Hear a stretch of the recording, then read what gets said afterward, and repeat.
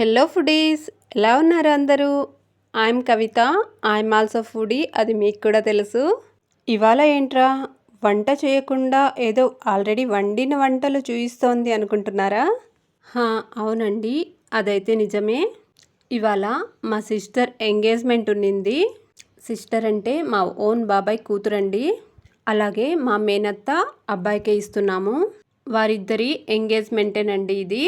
వారిద్దరికి మన తరఫు నుండి కూడా కంగ్రాచులేషన్స్ చెప్తూ మీరందరూ కూడా విష్ చేయండి.